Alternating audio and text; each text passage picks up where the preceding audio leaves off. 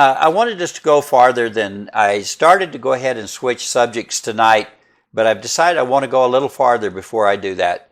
And there's a reason for it. I want us to talk a little bit longer about the idea of insight. Now, last week, you may remember that we were looking at toward the end of it, we were looking, I'm just going to read this passage. I won't read all of that again. But anyway, about how God said that God would send upon them a spirit of delusion because they did not receive the love of the truth so as to be saved. For this reason, God will send upon them a deluding influence so that they might believe what is false, in order that they may be judged who did not believe the truth but took pleasure in wickedness. And so that's where we ended up. And the main thing that I wanted us to see in this is that you can either receive from God a love of the truth or not. And if you do not receive the love of the truth, that love of the truth is what leads you to be saved, leads you to Christ.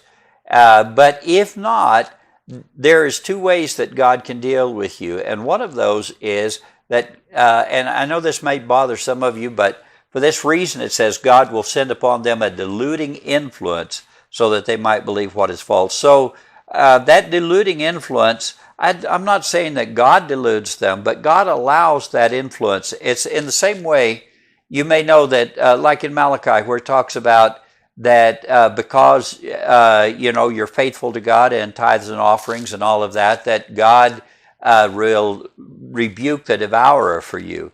And so the devourer of your crops cannot come against you in some of those areas because that devourer is rebuked. Well, in the same way, there is a deceiver of mankind that he wants to deceive. He lies, he kills, he steals, he destroys, and that's his intent. And so when God removes the restraint from this, then it has the effect of allowing that to come upon you. I would almost rather, I'm not going to try to take away from this by saying it says what it says. God will send upon them a deluding influence. But the idea is that because they did not love the truth and want to cling to the truth, then God allows them to be influenced to believe what is false, so that they might be judged who did not believe the truth but took pleasure in wickedness. They made that choice.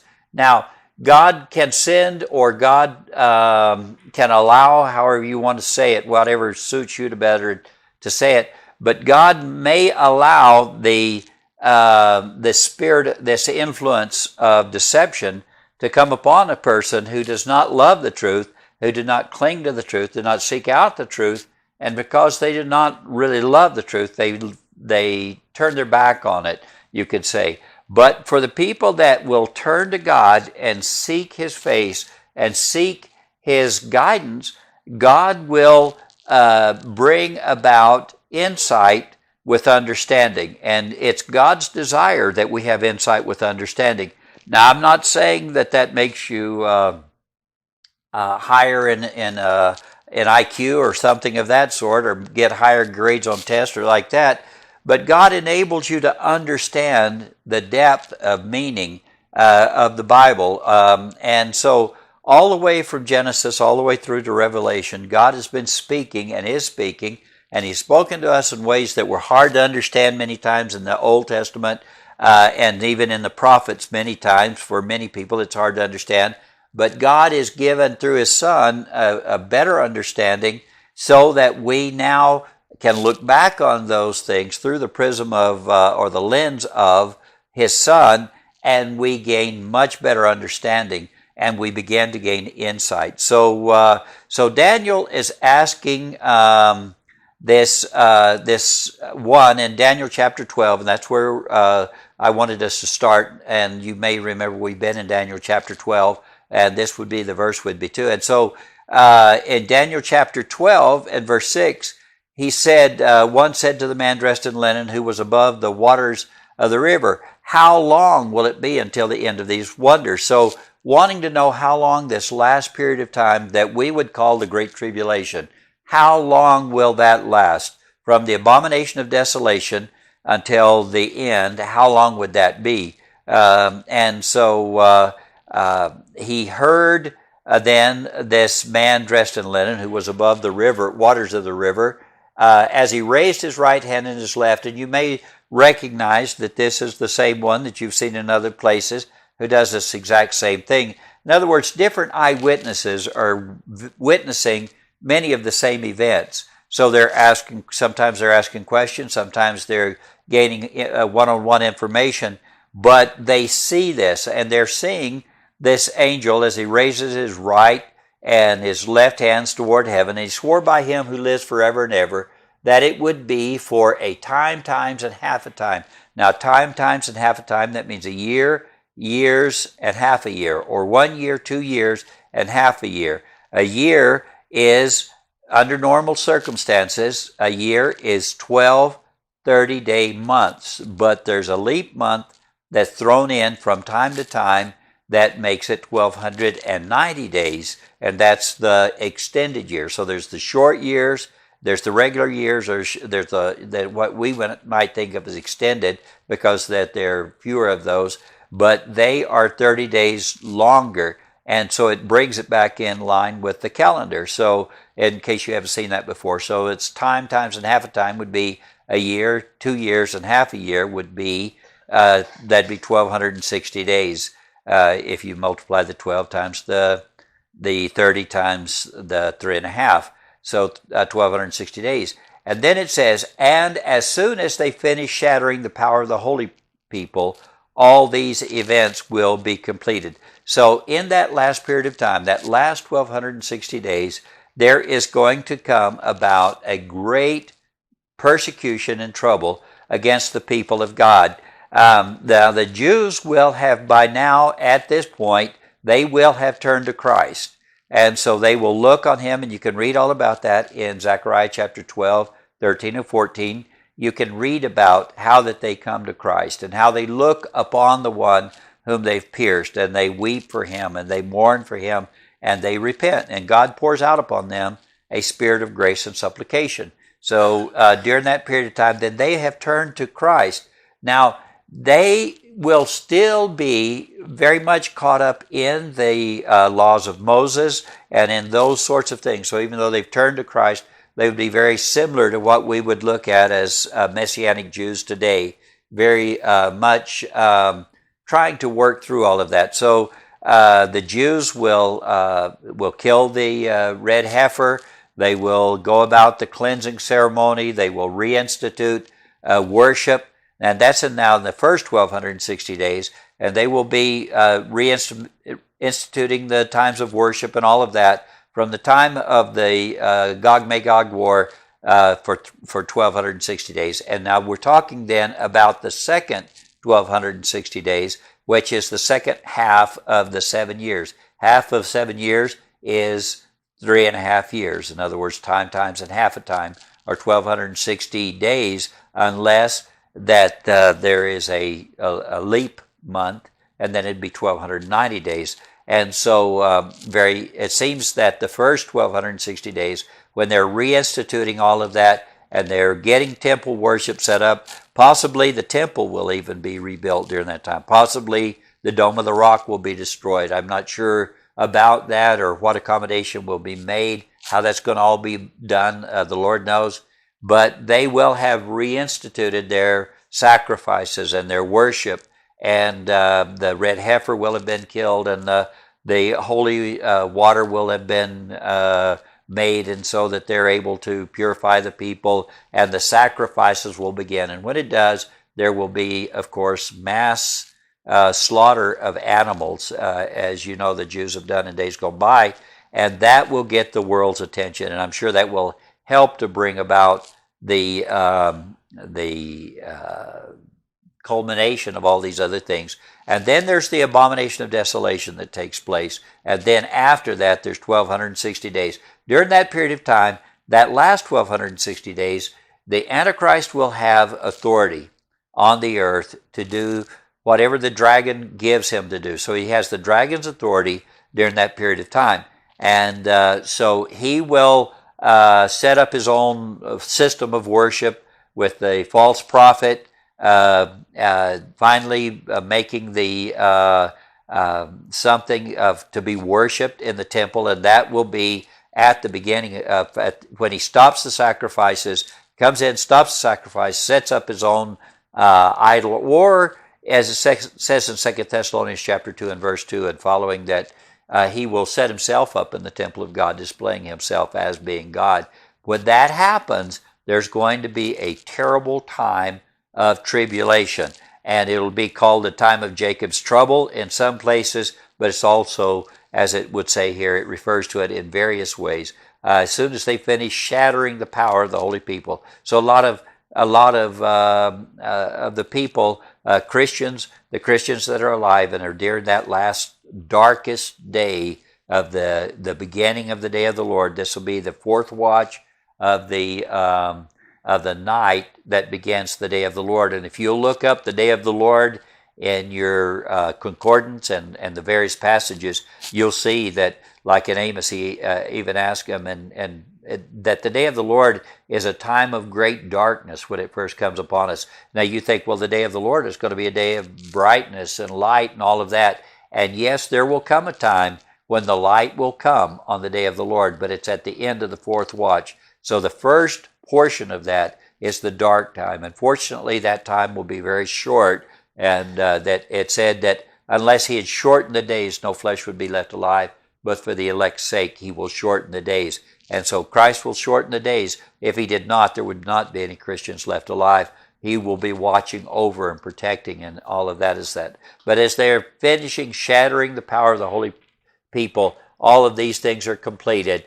Daniel says, as for me, I heard but could not understand. So that may happen to you a lot of times. As you're reading the prophecy, many times you hear it and you can't understand. So what should you do in a case like that? You should go to the author. You should go to God himself. And God many times will give you understanding. God will send you to another place in Scripture, or somehow he'll find a way to give you understanding.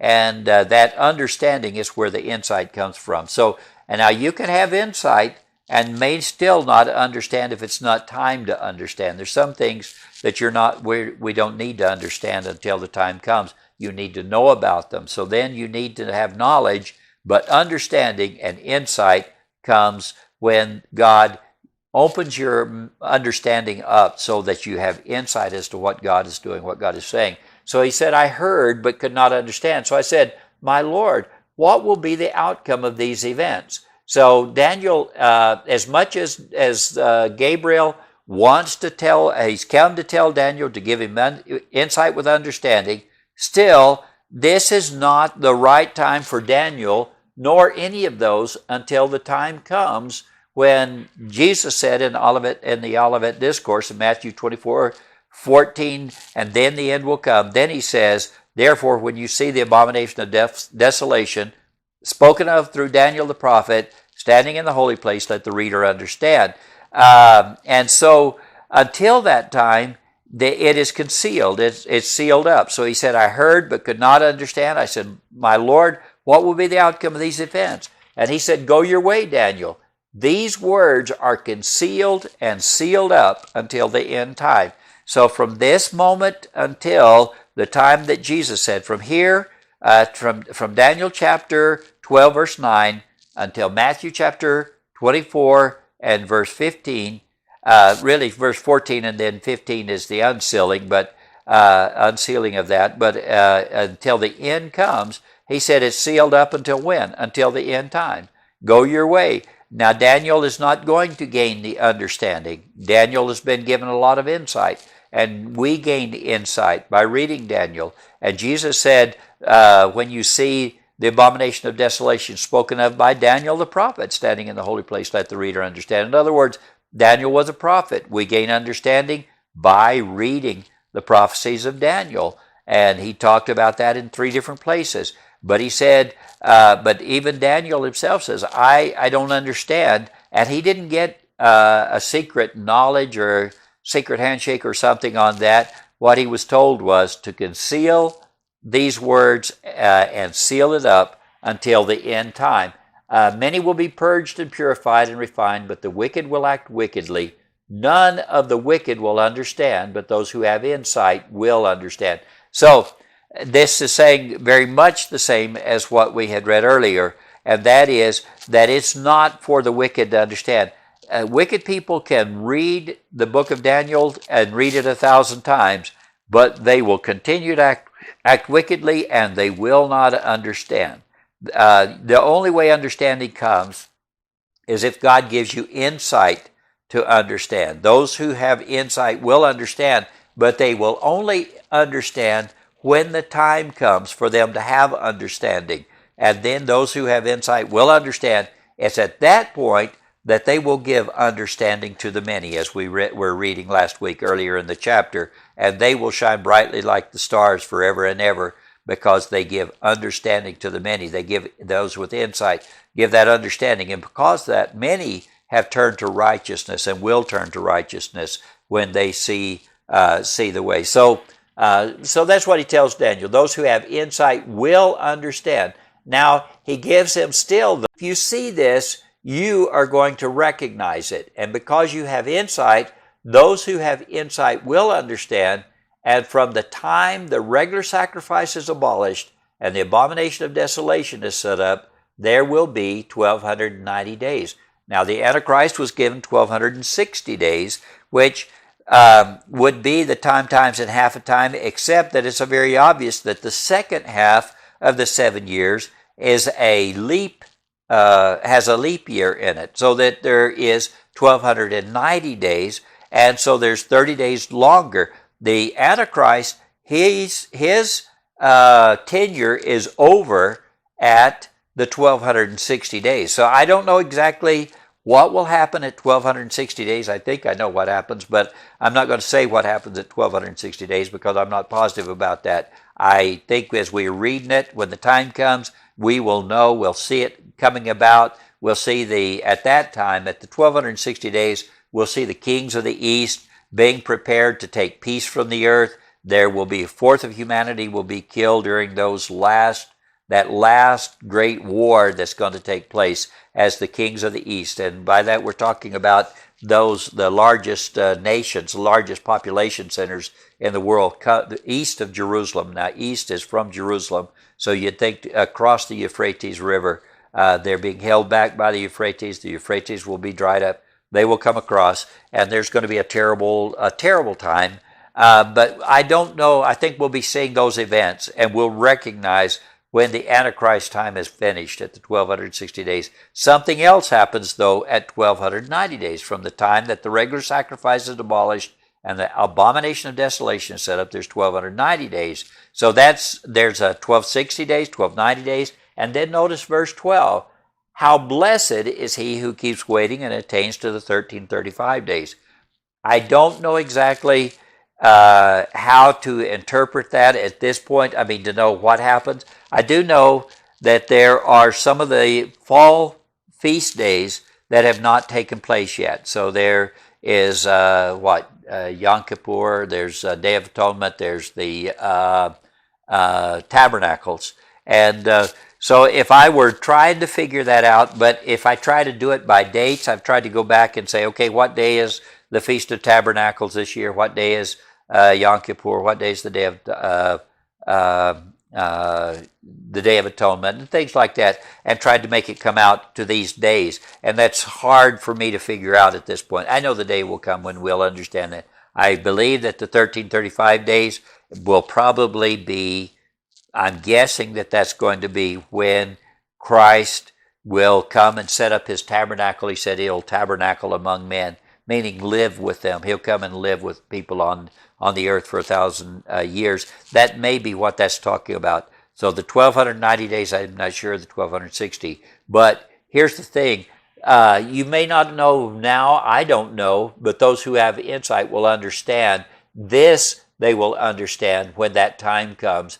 From that time, from the time the regular sacrifice is abolished and the abomination of desolation, nevertheless, you can start counting on that day. Now, does that mean you will be able to tell the day and the hour when the Son of Man comes? Absolutely not. It's not saying that. In fact, I'm telling you now that I don't think we, even from this, we would, even though you know what time it starts, it's hard to know what happens. He's not specific enough to know what happens on what day. So I wouldn't go far enough to start trying to set a date and say the Lord's going to come back on a such and such day or at such and such time. The season, yes, you should be able to know. You should know fairly well from this within a period of maybe what? So there's 30 days, there's from the 1260 to the 1290, and then another 45 days from the 1290 to the 1335. So that gets you in a season. So the season, you should be able to know the season. Though you might not know the day or the hour,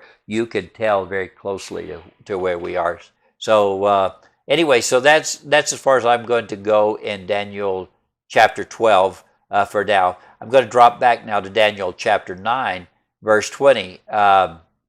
This is not the first time that Daniel comes in contact with Gabriel, but I'm still wanting to stay with this subject of the anointing that God gives. So I think that's what I'm the anointing that brings insight.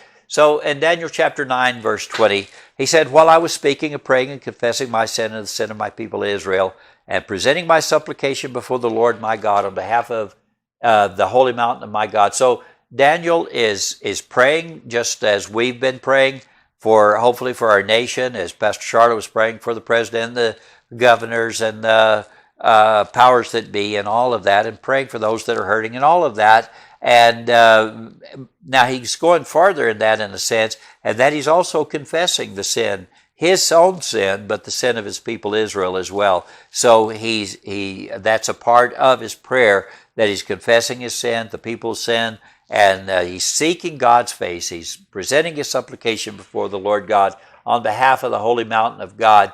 And so praying for the peace of Jerusalem is very much similar to us maybe praying for the president or praying for those that are in Washington, except that it goes farther than that, and that it is God's holy mountain.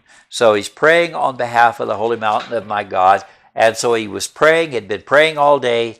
In fact, he'd been praying for a while, but on this particular day, he had been praying all day. And so he said, "While I was still speaking in prayer, then the man Gabriel, whom I'd seen in the vision previously, came to me in my extreme weariness about the time of the evening offering." So he comes to him, and while Daniel is completely worn out, that's when he comes to him at that time. And notice what he does. "And he gave me instruction and talked with me."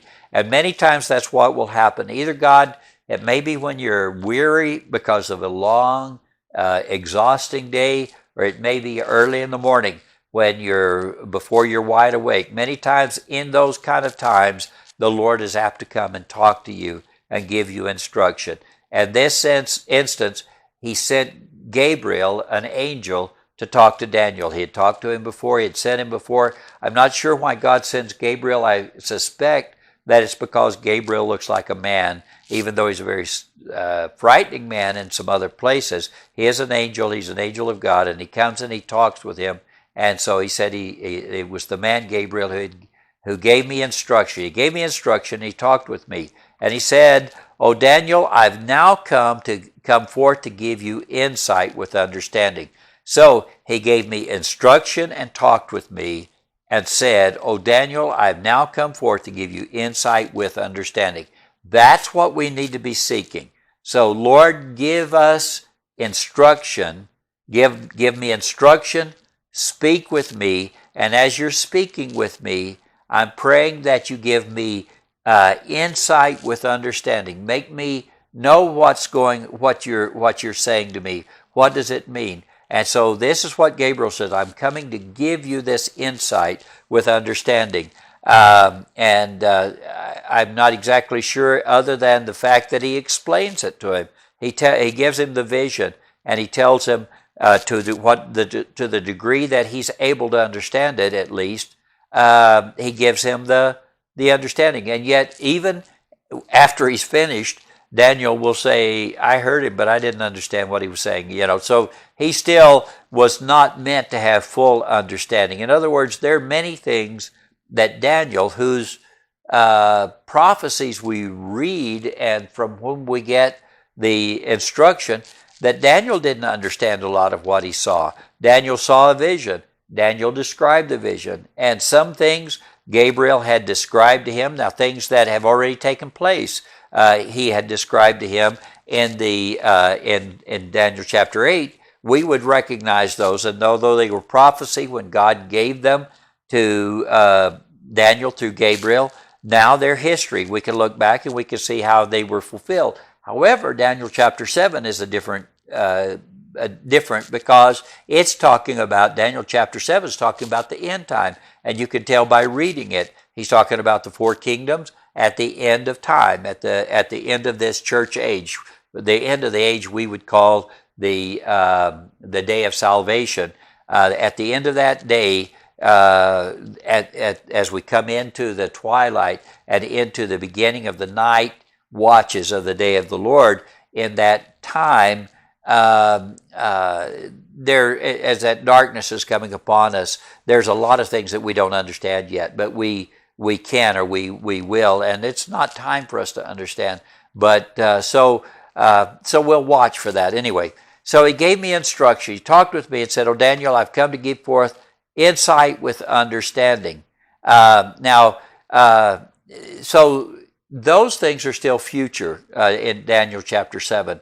And so he talks about four kingdoms, and he even tells him these are four kings at the end. And then he goes from there all the way down through that last kingdom, the fourth one, which was the one that was the main emphasis of all of Daniel chapter 7, is really that last, the fourth one. And then he goes on into Christ coming and into the new kingdom and all that goes along with all of that. That's all in Daniel chapter 7. So those are things that are still yet to come, and that we'll see those as time goes in. And there's a lot of that I'm not supposed to get into right now. So anyway, I've come forth to give you insight with understanding. So where does the understanding, the insight with understanding? I just picked this out again because this is Daniel being told this is where it's going to come from.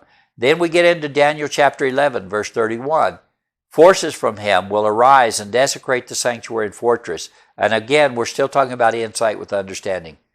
So forces from him, meaning the Antichrist, will arise and desecrate the sanctuary fortress and do away with the regular sacrifice, and they will set up the abomination of desolation. And by smooth words he will turn to godlessness those who act wickedly toward the covenant. But the people who know their God will display strength and take action, and those who have insight among the people will give understanding to the many. Now this is where I wanted us, and that's of course what I picked this out. I'm bringing these passages together that talk about insight with understanding. Where do we get the insight? Now, there's, again, the contrast. The abomination of desolation, he will be turning to godlessness, those who act wickedly toward the covenant.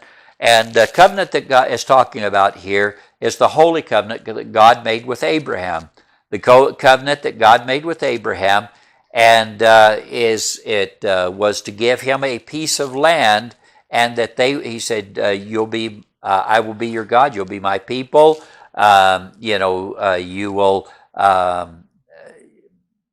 You'll trust in me, and I will care for you, and all the other things that go along with that.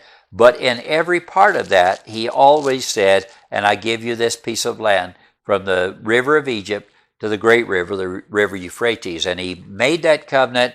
You may remember when that as Abraham was offering the sacrifice and the burning torch and all, and went through between the pieces, and then God made that covenant with him. And then later we read over in the New Testament that how that God again gave another covenant, the law of Moses, and then about that being fulfilled. But it said when he spoke about that the covenant given by Moses could not invalidate a covenant formerly given to Abraham 430 years earlier. So this covenant, if that covenant was not nullified by the covenant with Moses, it's not nullified at any time. So the covenant that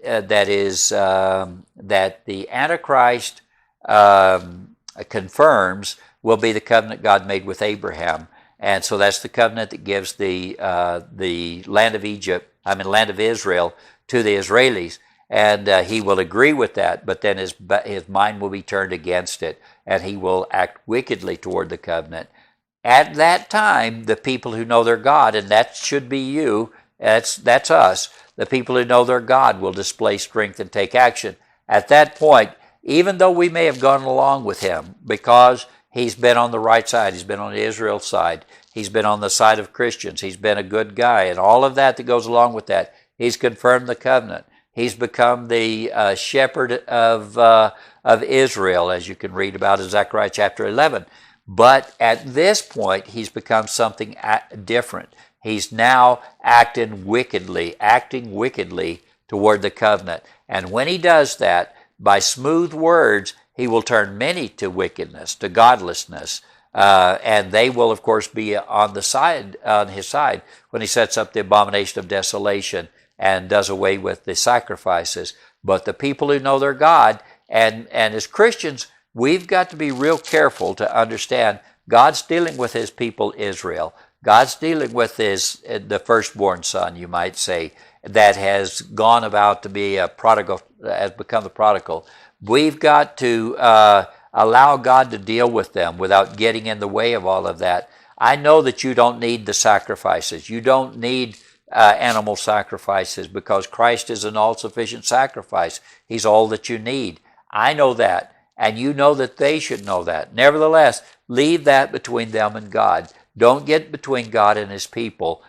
Instead, we need to try to bring understanding and use insight and wisdom to bring understanding to the Jews, yes, to the Jews, and to other people who will be turning to Christ. And I do believe that a great many people may turn to Christ in those last days. I only see a few places that give me hope of that great revival. I do hope that it will come about. But nevertheless, it said, those who have insight among the people will give understanding to the many. You notice that? Understanding to the many, verse 33. So that's part of the reason you need to have the insight. Need to be letting God speak to you. Letting God speak to you either late at night or early in the morning or whatever time you can quiet your mind, your heart, your soul before God. Let him speak to you and give you the insight. Gain understanding. Gain insight into that. It may not be anything you can share now. It may not be anything to share now. But as you're reading the prophet Daniel and you're reading Zechariah and Jeremiah and Ezekiel, and as you're reading Revelation and Thessalonians and Olivet Discourse in Matthew 24, and as you read in all of these passages, let God give you insight, and God will work to give you insight into that. You begin to gain understanding yourself. The day will come when you'll need that to give understanding to the many. But notice that, to the many, indicating to me that many will understand. Now, I know that not everyone that gains that understanding is going to turn to Christ. I wish they would, and I don't believe that they all will, but I think many will, and those who are turned to righteousness will be saved, and it will be to your glory when you stand before God on the day of judgment. As you've given understanding to the many, those who have insight among the people will give understanding to the many. Yet they will fall by sword, by flame, by captivity, and by plunder for many days. Yes, the persecution from that time on, that 1260 days, there is going to be a great persecution. And I've talked to you about this many times, and I hopefully don't talk about it every time we get together, but I do often, because it looks to me like by these four things that there's a good probability on this side of the tribulation that our lives will probably end by some of these means before the tribulation is over. Now, God can guide it, can keep us all the way through, and I know many will get all the way through. Believe it or not, as bad as the tribulation is going to be, 3/4 of those who go into the tribulation will come through it alive. Only 1/4 of humanity, that means 1 out of 4, will be killed before that time is over. And I know that in some places it'll be much worse than others, and I don't know where you will be at that time. Now, those who have insight and that are giving understanding to the many, notice verse 34, when they fall, they'll be granted a little help. and many will join them with hypocrisy, meaning play acting. And some of those who have insight will fall. And I hope it means, and I've told you this before, but I hope it means by sword, flame, captivity, and plunder. Some of those who have insight will fall in order to refine, purge, and make them pure. So there's no guarantee that just because you have insight with understanding, you're going to know everything to do to preserve your life all the way through to the end. And in fact, those who die in the Lord from henceforth will be called blessed. They are the blessed ones, and we will call them blessed, those who die in the Lord from henceforth. And so living until that, all the way to the 1335 days, may be a great blessing as well, and seeing what happens at that point. However, to die for your faith in between there, that's not such a bad thing either. Some of those who have insight will fall in order to refine, purge, make them pure until the end time, because it's still to come at the appointed time. And then I've already been quoting this, but I'll read it again anyway. Daniel chapter 12, verse 3. Those who have insight will shine brightly like the brightness of the expanse of the heaven, and those who lead many to righteousness like the stars forever and ever. I hope that this is talking about us, you and I, and that we are the people whom God is trying to give insight so that we can shine brightly. We can give understanding to the many so that they also will come to righteousness. We're trying to lead people to righteousness, and for those who do lead many to righteousness, they will shine like the stars forever and ever. I was thinking earlier today about, I had finished my book, Watchmen of the Fourth Watch, and I've got now the paperback is also available, and I've ordered a bunch of them. But anyway, I was thinking about, I put quotations on about Billy Graham, every morning actually, on Facebook. And he has a message about Watchmen of the Fourth Watch, meaning the day watch, the last of the day watch of, I believe, the last of the day watch of the day of salvation. I believe that's what he was, one of those watchmen. And I'm thankful for those watchmen. And they did lead many to righteousness. But I hope that the watchmen of the fourth watch of the day of the Lord will also lead many to righteousness. And that's what this is talking about. Those who have insight will shine brightly like the brightness of the expanse of the heaven, and those who lead many to righteousness like the stars forever and ever. Okay, and I've put this in there twice, and there's no telling why I do that, but I repeat things so often that that's no great surprise. But he said, go your way, Daniel, these words are concealed and sealed up until the end time, and none of the wicked will understand. Those who have insight will understand. Now, I'm going to Isaiah chapter 6, verse 8. Then I heard the voice of the Lord saying, whom shall I send? This is, you remember what went on when Isaiah was saw the Lord in the presence of the temple, basically, as his train filled the temple, and all that went along in Isaiah chapter 8. And then he hears the Lord saying, then I heard the voice of the Lord saying, whom shall I send, and who will go for us? Then I said, here am I, send me. And he said, go tell this people. Now notice what he tells them. It may seem really strange to understand, and you may feel like this is where we are many times when you're teaching or preaching. He said, go and tell this people. Keep on listening, but do not perceive. Keep on looking, but do not understand.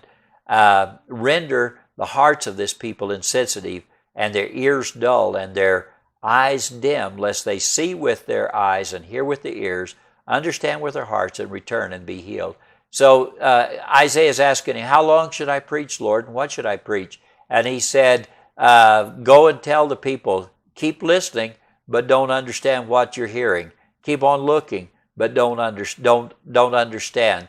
And so it's a tragedy, but many times that's the case. And you may realize that people that have heard the same thing over and over and over and over again, you'd think surely by now would pick it up. And yet, he said, you keep on listening, but do not perceive. I hear it, but I don't understand it. I'm not picking it up. Looking, keep on looking, he says, and do not understand. And their hearts become more and more insensitive. I'm afraid this is the picture of America today. that the hearts of so many people have been rendered insensitive and their ears dull and their eyes dim because they've heard over and over and over again the gospel, the good news. And people who have never heard, many times they see it, they in a dream or in a gospel message or maybe a Jesus film, they see the gospel, understand the gospel, and they immediately run to the Lord because they've never heard such good news. But for people who've heard the good news and heard it and heard it and heard it, many times they get to the point that it just doesn't mean anything anymore. And it's almost like they're saying, close the book, quit reading, let's go to something else that and their ears have become dull and their eyes have become dull, so that lest they see with their eyes and hear with their ears and understand with their hearts. If it would happen, though, notice what it says, and return and be healed. So he's saying just keep preaching to them, but nevertheless, they will either do one of two things. They will either turn to the Lord, they will turn to righteousness, or they'll turn away from the Lord and turn away from righteousness. That's just a fact. Now, our goal is to bring insight with insight, with understanding, trying to cause them to understand and return to the Lord and be healed. That's what we're hoping. So we preach to them, we pray for them, we do whatever we can, and you can think of people that you've prayed for. I don't know how many times you've prayed for them, and you're praying, Lord, open their eyes to see, open their ears to hear, help them to understand with their hearts and return and be healed. And you pray for them and pray for them and pray for them. But the more you talk to them, you can tell that their ears have become dull and their eyes have become dim, and they're not hearing, they're not seeing with their eyes, they're not hearing with their ears, and they're not understanding with their heart. And sometimes you wish you could just grasp them or somehow get a hold of them and say, listen to me, and cause them to understand. But you can't force them to understand. But if they do, they will return and be healed, and that's got to be our goal and our hope.